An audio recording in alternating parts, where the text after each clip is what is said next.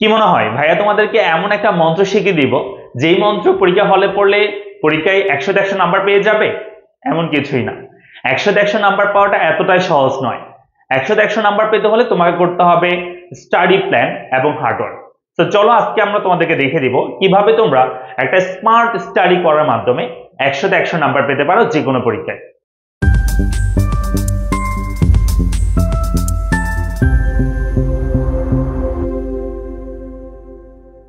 যে কোনো একটা টপিক বা যে কোনো একটা চ্যাপ্টার যখন তোমরা শুরু করবা, এখানে 4টা ধাপে তোমাদেরকে চ্যাপ্টারটা কমপ্লিট করতে হবে যদি তুমি চাও এই চ্যাপ্টারের উপর তোমার সর্বোচ্চ প্রিপারেশন হোক। হ্যাঁ, তো এই 4টা ধাপ আমরা একটু প্রথমে দেখি।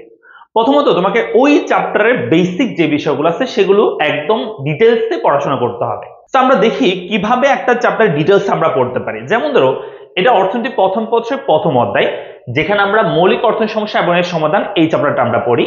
তো এখানে প্রতিটা বিষয় অর্থাৎ একটা চ্যাপ্টারে যে বেসিক তোমার যে বোর্ড বই আছে, অথবা এটা হচ্ছে ইজি ইংলিশ বই থেকে আমি বলতেছি, তো আমার লেখা ইজি ইংলিশ বইটা, এই বইটা থেকে তুমি যদি একদম শুরু থেকে প্রত্যেকটা ওয়ার্ড প্রত্যেকটা টপিক বুঝে বুঝে সুন্দর করে করো, গ্রাফগুলো খাতায় লিখো, হ্যাঁ, এবং হচ্ছে প্রতিটা শব্দ যদি কোনো কিছু না বুঝে থাকো প্রত্যেকটা তোমাকে একদম ডিটেলসে বুঝতে হবে, তখনই তোমার এই চ্যাপ্টারটা একদম কমপ্লিট হয়ে আছে বলা যাবে। এবং প্রতিটা যে সংজ্ঞা থাকবে, জ্ঞানমূলকের জন্য আসতে পারে টপিকগুলো, সেগুলো তোমাকে মুখস্থ করে ফেলতে হবে পড়ার সময়। হ্যাঁ, প্রতিটা টপিক এভাবে করে খুব সুন্দর করে ব্যাখ্যা সহ পড়ার মাধ্যমে, জ্ঞানমূলক মুখস্থ করার মাধ্যমে তুমি প্রথম ধাপ তোমার কমপ্লিট হবে একটা চ্যাপ্টারে।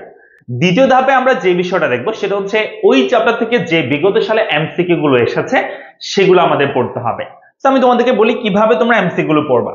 এমসিকিউ পড়ার ক্ষেত্রে আমরা অনেকে যে ভুলটা করি সেটা হচ্ছে আমরা শুধুমাত্র এমসিকিউর প্রশ্নটা পড়ে উত্তরটা পড়ে চলে যাই, কিন্তু এটা এমসিকিউ পড়ার সিস্টেম না।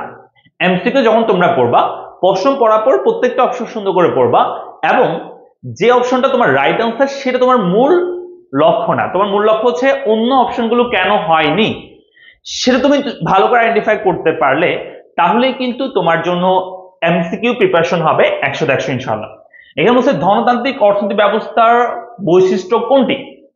এখানে বলছে সামাজিক কল্যাণ করা, কেন্দ্রীয় পরিকল্পনা, মুনাফা সর্বোচ্চকরণ, উৎপাদন উপকরণের রাষ্ট্রীয় মালিকানা। ভালো করে দেখো, ধনতান্ত্রিক অর্থনৈতিক ব্যবস্থা মানে কি বোঝায়? যে অর্থনৈতিক ব্যবস্থায় উৎপাদনের সকল উপকরণের উপর ব্যক্তি মালিকানা থাকে এবং যেখানে মুনাফা সর্বোচ্চকরণটা মূল লক্ষ্য থাকে, প্রতিযোগিতা থাকে, মুদ্রাস্ফীতি হয়, সেটাকে আমরা বলি ধনতান্ত্রিক অর্থনৈতিক ব্যবস্থা, তাই তো? তো এখানে সামাজিক কল্যাণ এটা ধনতান্ত্রিক অর্থনৈতিক ব্যবস্থার মূল লক্ষ্য না, এটা হচ্ছে সমাজতান্ত্রিকের মূল লক্ষ্য, তাহলে এটা হবে না। কেন্দ্রীয় পরিকল্পনা এটাও সমাজতান্ত্রিকের মূল লক্ষ্য, সমাজতান্ত্রিক অর্থনৈতিক ব্যবস্থায় সকল পরিকল্পনা বা সবকিছু হচ্ছে কেন্দ্রীয়ভাবে নির্ধারিত হয়ে থাকে বা একদম সরকার কর্তৃক নির্ধারিত হয়ে থাকে। মুনাফা সর্বোচ্চকরণ, হ্যাঁ, এই মুনাফা সর্বোচ্চকরণ হচ্ছে ধনতান্ত্রিক অর্থনৈতিক ব্যবস্থার একটা লক্ষ্য বা বৈশিষ্ট্য। উৎপাদনের উপকরণের রাষ্ট্রীয় মালিকানা এটা সমাজতান্ত্রিক অর্থনৈতিক ব্যবস্থার বৈশিষ্ট্য। তাহলে আমাদের আনসার কোনটা হইতে পারে? আমাদের আনসার হচ্ছে 3 নাম্বারটা।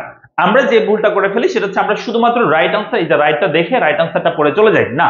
রাইট আনসার পড়ে তুমি যদি চলে যাও তাহলে তুমি এমসিকিউ পড়ে তোমার প্রিপারেশন হবে 50%, কিন্তু তুমি যদি অন্য অপশনগুলো সব পড়ে তুমি যদি পড়ো এমসিকিউ গুলো, তাহলে তোমার আনসার হবে মানে তোমার প্রিপারেশন হবে 100-100, এবং এমসিকিউ তে তুমি একটা প্রশ্ন পড়ার মাধ্যমে অনেকগুলো প্রশ্ন তুমি কিন্তু আনসার পেয়ে যাবে। হ্যাঁ, তো এইভাবে করে তোমাকে প্রত্যেকটা এমসিকিউ পড়তে হবে। মিনিমাম তুমি একটা চ্যাপ্টার যখন শেষ করবা সেই চ্যাপ্টার থেকে বিগত সালে যত প্রশ্ন আসছে সবগুলো প্রশ্ন তোমাকে অন্ততপক্ষে পড়তে হবে। 3 নাম্বার ধাপে আমাদের যেটা করতে হবে, ওই চ্যাপ্টার থেকে বিগত সালে যে জ্ঞানমূলক অনুধাবন প্রশ্ন এসেছে এবং সৃজনশীল এসেছে, এই 3টা জিনিস তোমাকে কভার করতে হবে। প্রথমত তুমি হচ্ছে জ্ঞানমূলক অনুধাবনগুলো তোমাদের বইয়ের শেষে কিন্তু খুব সুন্দর করে দেওয়া থাকে, যেমন এটি ইজি ইংলিশ বই, এই বইয়ের মধ্যে দেওয়া আছে। তো জ্ঞানমূলকের তুমি প্রশ্ন সহ উত্তরটা ভালো করে সুন্দর করে মুখস্থ করবা, এবং তুমি যদি তোমার বইয়ের ভাষায় লিখতে তোমার যদি অসুবিধা হয় তোমার ভাষায় তুমি এটাকে আয়ত্তে আনতে পারো, তবে মূল যে অপশনটা বা মূল যে কথাটা সেটা যেন ঠিক থাকে, ঠিক আছে? এভাবে করে তোমরা জ্ঞানমূলক গুলো পড়বা, তারপর তোমরা অনুধাবন প্রশ্নগুলো পড়বা যেগুলো বিগত সালে এসেছে ওই চ্যাপ্টার থেকে, সবগুলো সুন্দর করে পড়বা। এরপরে তোমরা এই চ্যাপ্টার থেকে যে সিকিউ গুলো এসেছে বা সৃজনশীল প্রশ্নগুলো এসেছে সেগুলো সলভ করবা।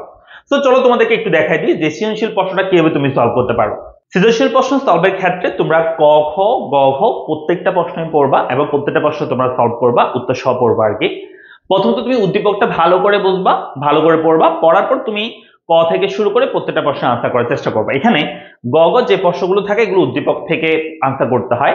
তো গ গ প্রশ্নগুলো তুমি যখন সলভ করবা তখন তোমাকে মাথায় রাখতে হবে যে যদি ম্যাথমেটিক্যাল হয় তাহলে তো একটু মানে কি ম্যাথ যেভাবে করতে হবে সেভাবে করতে হবে, কিন্তু উদ্দীপক যদি হয় সেক্ষেত্রে কিন্তু মানে থিওরিটিক্যাল প্রশ্ন হলে সেক্ষেত্রে কিন্তু তোমাকে মাথায় রাখতে হবে যে উদ্দীপকের সাথে রিলেট করে তোমাকে আনসারটা করতে হবে। তবে প্রথমে মূল যে কথাটা বলছে সেটা বলে দিবা, মানে মূল যেটা তোমাকে আনসার চাইছে সেটা বলবা, তারপর ওটার সংজ্ঞা বা ব্যাখ্যা থাকলে সেটা বলবা, দেন তুমি উদ্দীপকের সাথে রিলেট করে তোমাকে পড়তে হবে বা তোমাকে আয়ত্তে আনতে হবে। তুমি যে কোনো গাইড বই বা যে কোনো টেস্ট পেপার থেকে তুমি এটা আয়ত্ত করতে পারো, মানে সিকিউ গুলো সলভ করবা আর কি। গেল 3 নাম্বার ধাপ।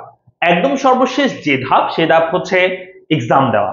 যখন একটা চ্যাপ্টার তুমি প্রথমে টপিক, তারপরে এমসিকিউ, তারপর জ্ঞানমূলক অনুধাবন এবং সৃজনশীল পড়া শেষ করবা, মিনিমাম তোমার এই চ্যাপ্টার থেকে তুমি যখন তুমি সলভ করবা সিকিউ আর কি, তাহলে মিনিমাম তুমি 15 থেকে 20টা সিকিউ তুমি সলভ করবে, তাহলে ওই অধ্যায় সম্পর্কে তোমার একদম ক্লিয়ার ধারণা চলে আসবে। একটা চ্যাপ্টার এভাবে পড়ার পর যখন তুমি এই চ্যাপ্টারের উপর একটা এক্সাম দিবা তখন তুমি বুঝতে পারবা তোমার প্রিপারেশনটা আসলে কতটুকু হয়েছে। হ্যাঁ, তো এক্সাম দেওয়ার সময় মাথায় রাখবা অসৎ উপায় অবলম্বন করবা না, খুব সুন্দর করে প্রিপারেশন নেওয়ার পর আমি যেভাবে বলেছি সেভাবে তারপর তোমরা এক্সামটা দিবা। এক্সাম দেওয়ার পর তুমি তোমার মার্কসটা দেখবা যে তোমার মার্কসটা কেমন এসেছে। তো এভাবে করে খুব সুন্দর ওয়েতে তুমি যদি আমাদের সাথে পড়ালেখার সাথে প্রিপারেশনটা কমপ্লিট করতে চাও, এখন আমি যেভাবে বলেছি, তাহলে তোমরা যুক্ত হতে পারো 25-এর যারা শিক্ষার্থী আছে তারা যুক্ত হতে পারো আমাদের র্যাপিড ব্যাচে, যেখানে আমরা একদম বেসিক থেকে অ্যাডভান্স পর্যন্ত সবকিছু পড়াচ্ছি, রিভিশন দিচ্ছি এবং এক্সাম নিচ্ছি প্রতিটা অধ্যায় ভিত্তিক, এবং প্রতিটা অধ্যায় শেষে একদম শেষে হবে আমাদের ফাইনাল মডেল টেস্ট 100 মার্কসের, একদম এসএসসি পরীক্ষার আদলে, এসএসসি পরীক্ষার স্ট্যান্ডার্ডে প্রশ্নের মাধ্যমে।